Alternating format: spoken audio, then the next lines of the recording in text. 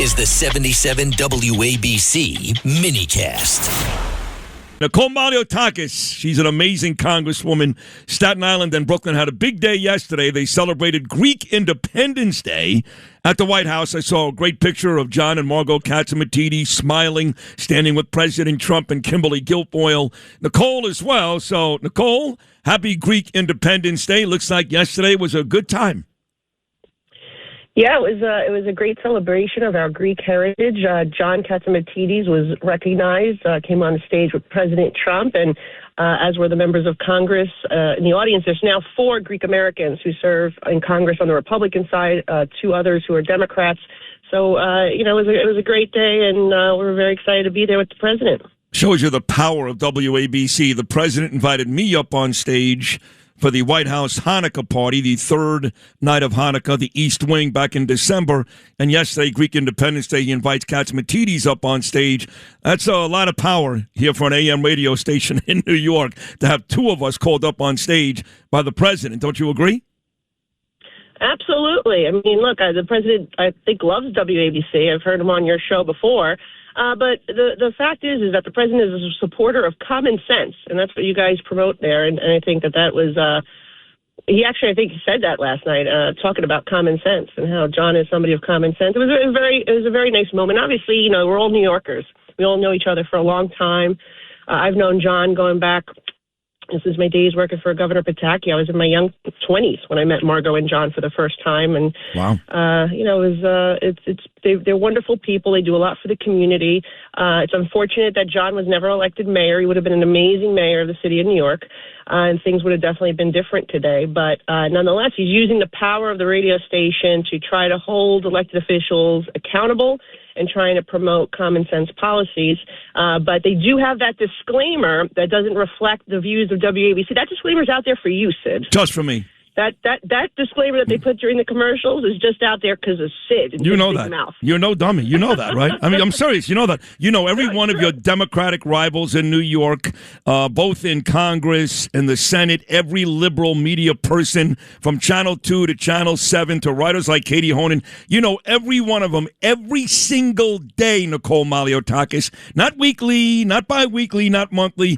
Every single day they find a way to attack me. Why? Because I tell the truth. Especially about our mayor, who I don't care how many people show up at the inner circle tomorrow night and shake his hand and smile and tell me he's a good guy. He's a terrible person. He's not a good guy. He spent his time yesterday tweeting about the WNBA's new contract. Nobody cares about the WNBA, okay? I'm sorry. Good luck to the ladies who play and all their families. God bless them. Nobody cares. You know what he's yet to tweet about? Yet to tweet about it.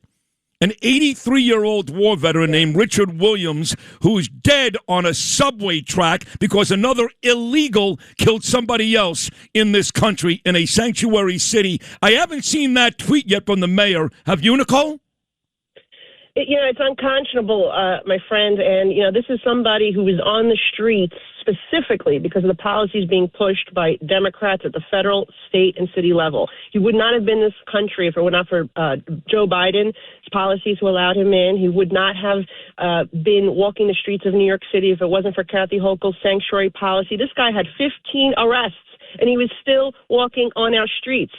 And it's actually the bail law for Kathy Hochul. And then you had the sanctuary policies that never harbored him from ICE, that did not turn him over when he was released from jail. So these are 3 policies. It shows you what the policies from the federal level, state level, and city level that the Democrats have implemented.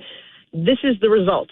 It's sad. It's a very sad, horrific example, but that is the result of Democrat policies.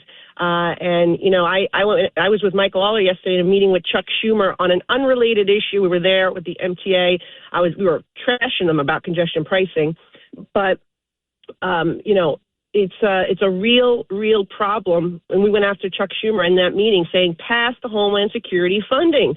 An 83-year-old, I actually said those words, it's in the Post today. An 83-year-old man was shoved on the subway track. This veteran is dead because you guys want to keep protecting the illegal immigrants instead of funding ICE. That's what they're holding this whole thing up over. Yeah. Last night, finally, they did pass something in the Senate that did not include ICE and Border Patrol. Thankfully, we were smart enough, Republicans, last year to fund those agencies through the end of the fiscal year. For the most part, they're going to have the money they need, but we do need to resolve this with another reconciliation bill and do it on our own, because the Democrats want to defund and dismantle.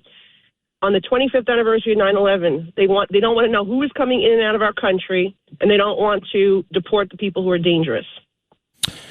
Yeah, as far as I know, ICE is funded through 2029 anyway. That's why this whole exercise has been shameful for the Democrats. It'd be one thing if they can change something with ICE. They're funded for the next 3 years. So now they're shutting down airports. Basically, TSA agents are not getting paid. Americans are in peril. That's 3 now, Nicole, in the last couple of weeks. Stephanie Minter in the state of Virginia. Sheridan Gorman. You got to know these names, folks. Know these names. Just like you know Laken Riley and Rachel Moran. Stephanie Minter in Virginia. Sheridan Gorman, 18-year-old, lovely college student, shot in the back in Chicago. And now Richard Williams, 83-year-old war vet, thrown on the tracks on the subway in New York. He died 10 days later. This is what the Democrats are okay with. This is what our mayor never, ever, ever talks about. He's got time to talk about Islamophobia, which doesn't exist, and the WNBA. But this is the big problem with our country, and specifically socialist and Democrat leaders. Nicole, they just don't care. And you know what, Sid? The guy who had been deported 4 times previously, had 15 arrests, who shoved that 83-year-old veteran on the tracks. He was living in a New York City shelter at our expense, at taxpayer. So this is what we're doing. We're actually spending billions of dollars to house individuals who are perpetrating crime, attacking New Yorkers on our streets. And this is the policy of the Democrat Party today, particularly in New York, but obviously it's spreading nationwide. But this is what Chuck Schumer's doing. He doesn't want to fund ICE. He doesn't want to fund border protection. We have conflict in the Middle East. We have Iran, who in the past has made threats to assassinate our president, to commit terrorist activity on our soil. Who knows who is in and out of our country because of the open borders of Joe Biden for 4 years. We had millions of gotaways that had no interaction with law enforcement, with border protection, and are roaming around the country. Who knows who's in there, because we caught hundreds of terrorists, by the way. Hundreds of terrorists were caught at the border or just in the interior. But who knows who else is here? And these guys are playing games on the 25th anniversary of 9/11. 2 New Yorkers, no less. Chuck Schumer and Hakeem Jeffries should know better than anyone else, how important these agencies are. I'm not even sure Hakeem Jeffries was born. I mean, Chuck has been around 1,000 years. But at any rate, you're right. They should be really embarrassed. 2 New Yorkers, and we are going to commemorate 25 years of 9/11. Which makes it even more difficult for me that Mamdani's going to be down there. I mean, you just can't. You couldn't even write this script. If I would have told you this back in 2001, you would have said, "Oh, Sid, stop! You're being silly." Well, here we are. What about this vote now with Congress, with the House, I should say? I'm going to assume if it got past the Senate last night that there'll be no issues with the House, right? Look, I imagine it'll pass the House today. Obviously, time is of the essence. This has been 40 days now, and these employees that work very hard to keep our flights safe, that keep our shoreline safe, if they're the Coast Guard or those who are working in counterterrorism, cybersecurity, they haven't been paid. And you have the residents of this country, right, that are trying to get from point A to point B for the Easter and the holidays, and they are waiting on these long, ridiculous lines. And it is courtesy of, Chuck Schumer and his buddies who wanted to play games with our national security. But like I said in the past, it's not just September 11th. We have the World Cup. You've got Olympics happening. You're going to have all these America 250 events. The fact that we don't have counterterrorism operating at full capacity is just ludicrous. Crazy. And so hopefully we're going to get this done today.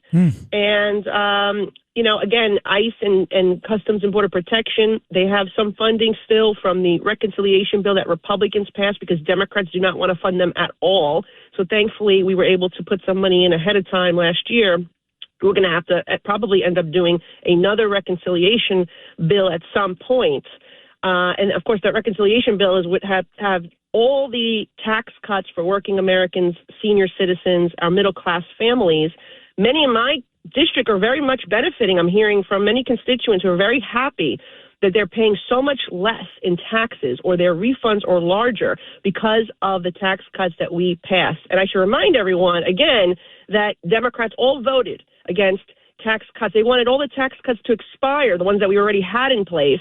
They wanted to raise taxes on people. The average American's taxes would have gone up about $1,400. Now they've been cut significantly, thousands of dollars, because of the SALT deduction that was increased to $40,000, big for the people I represent, Staten Island and Brooklyn, particularly the homeowners, and the senior deduction, which was my baby. That was my bill that ended up making the final package that gave our seniors an additional deduction that basically eliminated their tax liability on Social Security. So they're going to get big refunds, whatever they paid in Social Security. Most seniors, about 88% of them. That's awesome. Big. And we're going to hopefully do another reconciliation bill that can have more benefits for average working people who are sick and tired of giving this government money so they can misspend it.